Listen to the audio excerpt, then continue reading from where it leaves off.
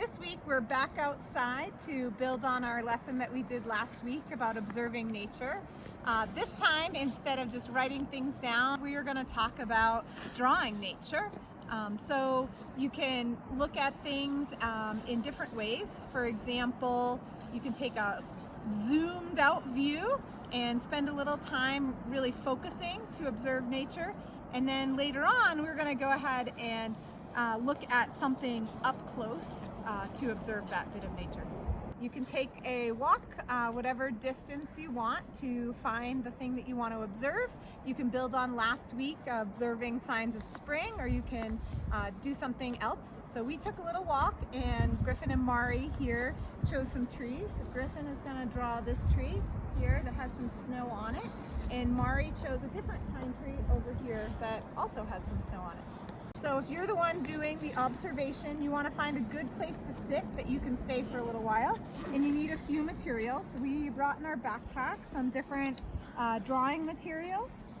Griffin likes to draw in a book, so he has an art book, and Mari likes to draw on plain paper and put hers into a folder. Here's yours. Thank you, Mom. You're welcome. Mari has a case of pastels and markers. Griffin, what would you like? Do you want colored pencils, crayons, chalk pastels? So once you're set up with a good place and some supplies that you want to use for drawing, you find your subject and you start to notice things. If it helps, you can make a list like we did last week. So Griffin, what are some of the things that you notice about your tree? What do you observe? It has snow on it. Snow, yep. You can write it down or just remember them. What else? Pine needles are pretty short. Yeah, short needles. Is it tall, short? Medium. Medium. Small, side medium. Pretty small, yeah. What else? What colors? Green. Yeah, the needles are green. Do you see any other colors? Do you see the bark? Looks like white. Whitish gray. Yeah. Okay, so Griffin's pretty ready. How about your tree, Mar? What do you notice? You notice the bark is brown. What else? It has a lot of snow in it. A lot of snow. Anything else? Is it big, small? Small. Small tree, yeah. And anything else? There's a lot of pine needles. Yeah, some pine needles. So the important part here is to slow down and really notice and draw as many details as you can. You don't have to be a great artist. That's not the important part. The important part is observing and focusing and noticing the small things on the tree, the details. We don't always take time in life to find detail.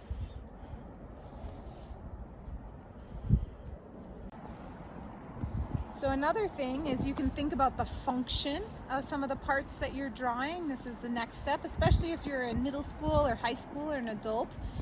You can really use your drawing and your notice of detail to think about what kind of functions the branches, the needles, the parts of the tree may have, or how it functions as a whole. Griffin has a comfy spot here in the snow. He's doing a great job noticing some of the little details of even the fine needles on his tree. You just try to find as many things that you can notice and see how accurately you can put them down. If you're struggling to draw something but you think it's important, you can make a note and write that down as well. It's great to go ahead and add color to your drawing. It can help you remember differences in the parts of your tree or your whatever it is that you're drawing. I do have to say it's easier when you're doing these kind of drawings to draw something that doesn't move to start with, but people do this with animals as well. You can see there's a little snowy here. Griffin's trying to keep the snow off his drawing so it doesn't get too wet.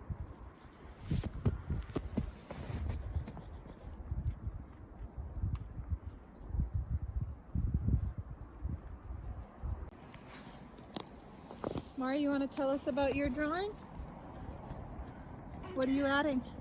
Snow. I'm trying to get it I'm trying to make white go into the green so it would look like snow. And what's the green? The pine needles and stuff.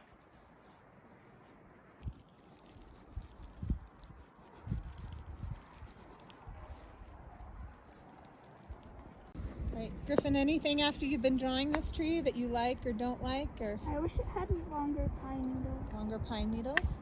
Is there something you've noticed about it more since you started drawing? Yeah, the pine needles cover that last stretch at the top. You're right. Yeah, where it's growing out of the top of the Yeah, and tree. there's like a star. Here's Griffin next to his tree. We're gonna go up close and look at his drawing in his tree. Here's Mari standing next to her tree with her completed drawing.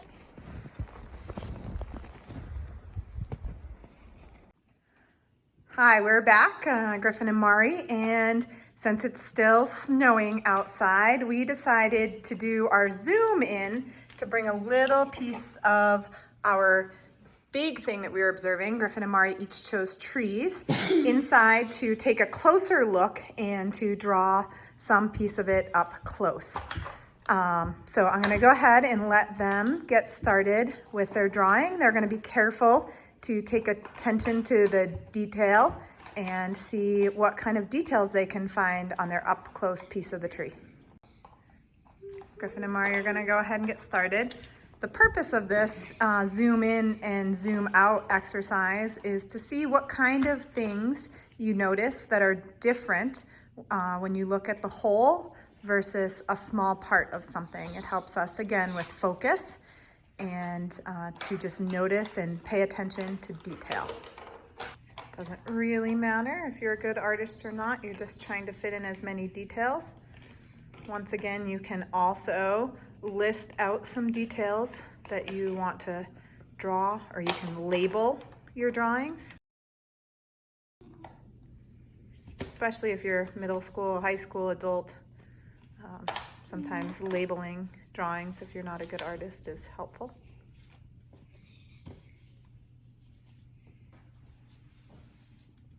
All right, Griffin and Mari have finished their drawings. We're gonna zoom in here. What did you notice, Mari, about your? Oh, like a little bit down here was gray. Some of the bark is gray. What about the needles? Did you notice anything about the needles? Are they long or short? They're long. And are they flat or round? Flat. And are they single needles, or do they come in more than one in the bunch? They come in more than one in a bunch. How many? 2. 2. You want to show us? You pull one off.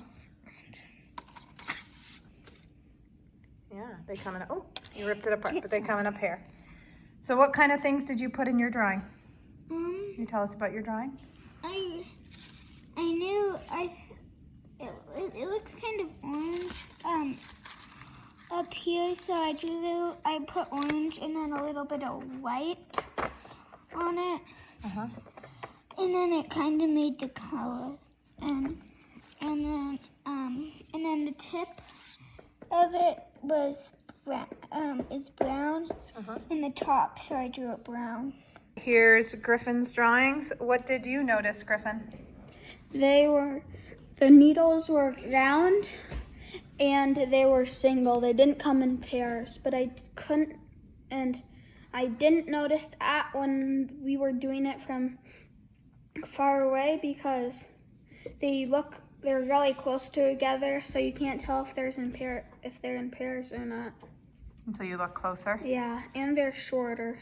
When you were outside, did you think that your tree and Mari's tree looked similar? Yeah, except one was a little taller. Yeah, and what about now? Mari, can you show your branch next to Griffin's? Are they similar or pretty different? Really different. Okay, can you tell us about your drawing right here? What details did you put into your drawing? First, I used a brown colored pencil, and I drew it sort of round. And then I used the green colored pencil and did some needles, and then I came back with a chalk pastel and went dabbed at it. So here's Mari's up close and far away drawing. Griffin, let's see your up close and far away. Nice. And what did you like about this? It's interesting to see the difference between up close and far away. Like what I was saying about the needles being single. Well, thanks for joining us for another great, fun outdoor Friday, even though we had to end ours indoors. We hope you enjoyed this. We would love to see your pictures, so please go ahead and take a photo of your drawings and share it with Headwaters. You can either email it to us or use the hashtag HSI Observers.